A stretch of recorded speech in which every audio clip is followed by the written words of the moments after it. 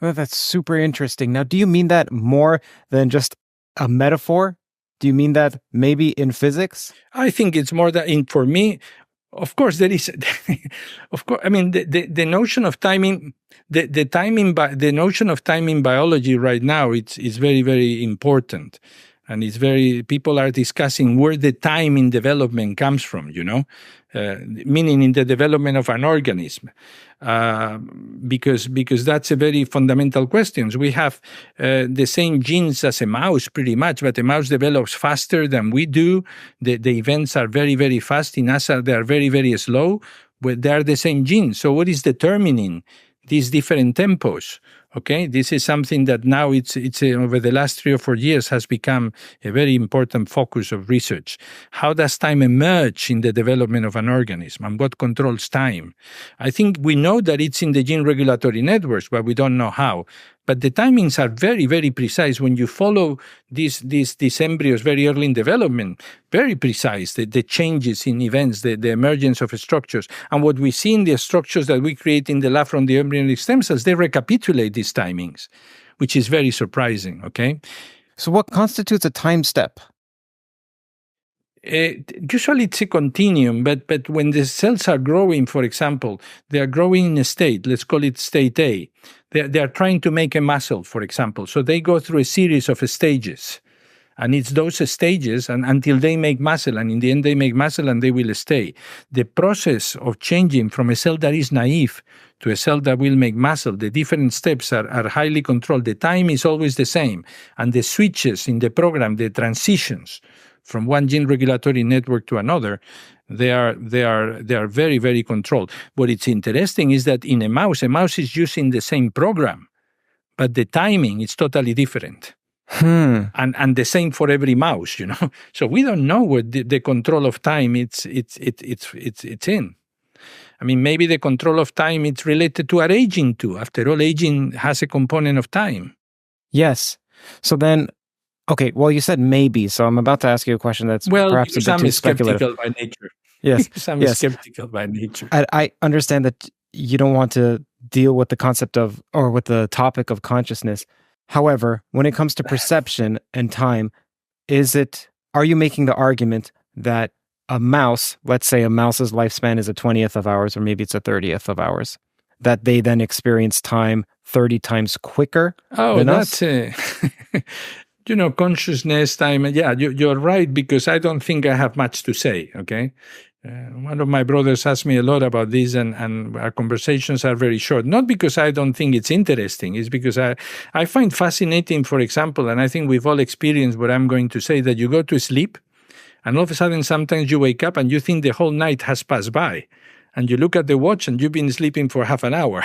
Right. And other times you think you've been sleeping for a very short time and you've passed the night. I think the perception of time is very subjective. I think maybe one question that you're asking, which is interesting, is how do cells perceive time? I mean, this is definitely a very interesting. I think maybe this is maybe a rephrasing of your question. Yeah, it's a superior phrasing. Because time is passing in the cell, I mean, cells have clocks. For example, you are familiar with the circadian clocks, which is what allows us to run through the day. It's what changes when you are jet lagged. Is your circadian clock needs to be adjusted. We know the mechanism of those clocks very, very well. This is clear, but those are repeated. As we get older, that network that is controlling the circadian clock breaks down. That's why old people have problems. They lose, or we lose as one is aging. We lose our control over our circadian clock. But for that particular clock, we do know how the cells are perceiving it, because there is this system that is working. But as the organ is aging, time is passing, absolutely, and the cells must be perceiving time. So Michael Levin had a question which he passed on to me about Dennis Noble. So Dennis Noble had a theory that there is no single privileged level of causation in biology. And Michael wanted to know, what are your thoughts on that? My thoughts are that I know well the ideas of Noble. I think that, again, is one of these individuals who, with whom I agree that we need to go beyond the gene. But I think the difference with Dennis Noble, I hope I have expressed it, that doesn't mean that what we know is wrong, or Dawkins is wrong. We need to extend these ideas. I think the idea he talks about multi-level. Dennis Noble is the one who talks about multi. Yes. I mean, because what we are talking here about is about evolution again. That's what he's talking about, and he's saying that there is many levels of description. I think one of the criticisms that have been made of Dennis Noble's view by the more hardcore evolutionary biologists is that he's not concrete. He's not concrete. He's unable of pointing out what these levels are and how they impinge on the biology of a system.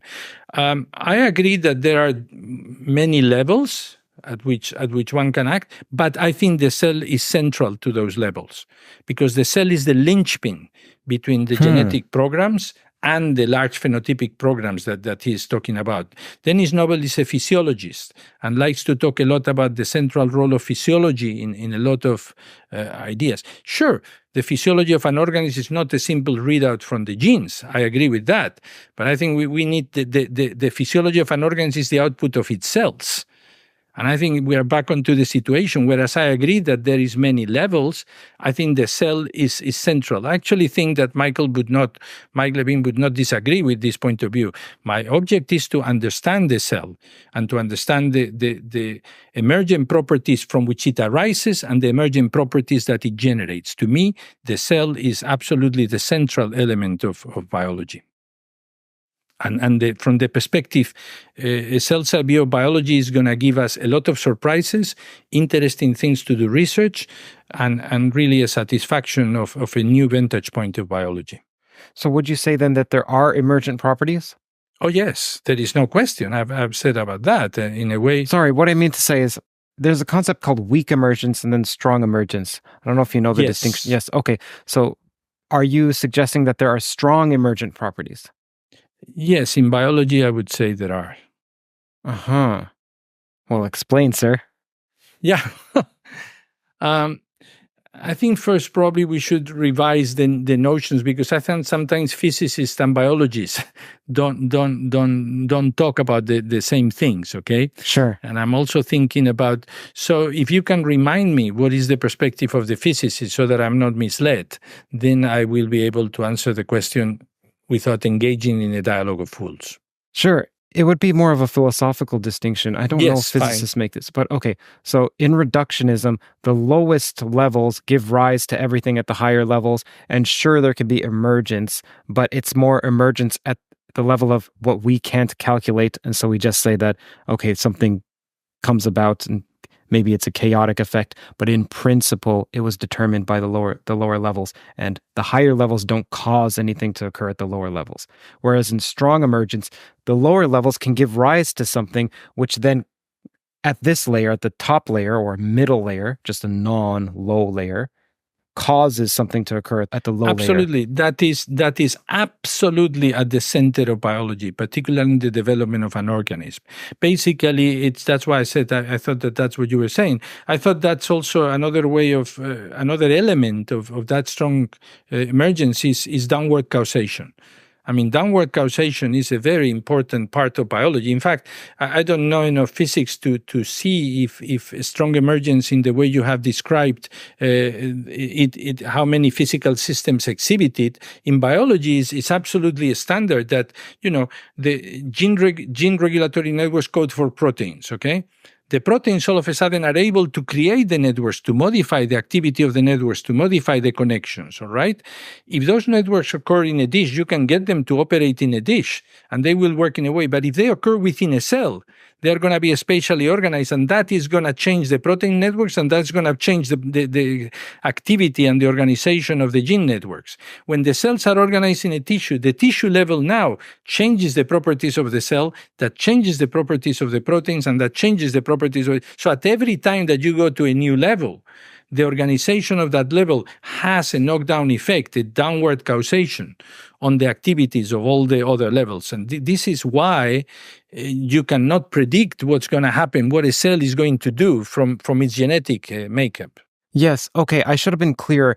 When at one of the levels, say the cellular level, when it's causing something to occur at the genetic level, that causation from a higher level to a lower one has to be such that it's not reducible to the lower one, such that it's as No, if this higher level is autonomous. exactly. That is what I mean. You can't predict it. You cannot describe it in terms of genes. Can you tell me about cellular autonomy? So the fact that a cell is its own individual unit, because if you can objectively say that a cell is its own individual unit, which it seems like you can, then I'm wondering if there's some objective way to say that we are an individual unit. So that is, you aren't merely the collection of cells, that you're experiencing this right now as some unified experience, and that there's something distinct about that. But it's always tricky to define you. Philosophically, it's tricky to define you. But what I'm wondering is, if it's not tricky to define a cell, can we use some similar mechanism to define us? I don't know. I'm thinking about how to respond this in a manner that is not too long, because I think you've opened up a very interesting window, which I think is very important as a first step to understand that we are multicellular organisms. Okay? And we are derived from single cell organisms. There is a lot of work these days, not a lot, but has been known for a while, about the possibilities of single cell organisms as individuals, okay? I could give you some. In the stentor, for example, it's a very interesting single cell organism that some people are studying because it exhibits behaviors that would be of an organism. One of the big questions in biology this day, I would say, is the transition from unicellular to multicellular. Right. We don't know how that happened, okay? Some people would say that it's an enlargement of the genetic repertoire of the cell. That would be more of a Dawkins type who would say that? Yeah, exactly. But there is a lot of work now that a lot of the genes that we think even are involved in development or in multicellular, they already exist in the single cell organisms, many cell. The kingdom of single cell organisms is enormous. So we don't know how that jump happened, but it's not simply a question of getting more genes that are going to do more things, okay? So all of a sudden there you have a very interesting example of, all of a sudden you get in the evolution of the world these very interesting structures that all of a sudden do things that all these unicellular organisms, even when they come together, they don't know, because the cells now are working as a coherent unit and are doing interesting things. In the evolution of that, you get the nervous system. The nervous system is something that is totally autonomous in many ways, but it results from the assemble of many different cells, okay? So I think that one thing that I can say is that, contrary to a lot of what we are led to believe today, we are not our genes. We are the product of ourselves. I should also point out to you that you are not the same person that you were 20 years ago in the material basis, I mean, every day, turns out, you may not realize that, but every week you get a totally new gut. Every month you get a totally new skin. Every 10 years you get a totally new skeleton. Every day you are making 2 million red blood cells per second. So you are in a constant flux, and your genes are, for all practical purposes, the same, okay? And your neurons are changing because they are working all the time. So I think our individuality is who we are, is something that it's also moving along in time. We are changing because our material, in fact, the actually structure that we are is changing. This is something that many people are not aware of, and I find very, very interesting that aspect of ourselves. The genes, there are some differences, but they are the same, and yet we are very, very different. I think the one that I'm always very amused is the bones, because you might not think. You think that the bones are going to be the same, and they are changing. And also, about questions, you think about interesting questions. What sets up these renewal processes with these precise times? I mean, interesting questions in biology. The blood has a very good balance of cells. 100,000 platelets, 40,000 white blood cells, millions of red blood cells, all in perfect balance, because if you break that balance, you get a leukemia or you get a blood disease. What keeps that balance of cells? What ensures that our intestine, any change in this balance is going to create a tumor in your intestine, and yet it's changing what controls that? We don't know that, and that's very, very important. I find the creation of shape and form and are progressive changing. So I think what defines us are our cells and And there are all these processes that are keeping us as we are, and it's we need to explore that beyond the genes, because to blame a gene for all this and to blame a gene for who we are is really not seeing what it's in front of our eyes, which is that we are ourselves.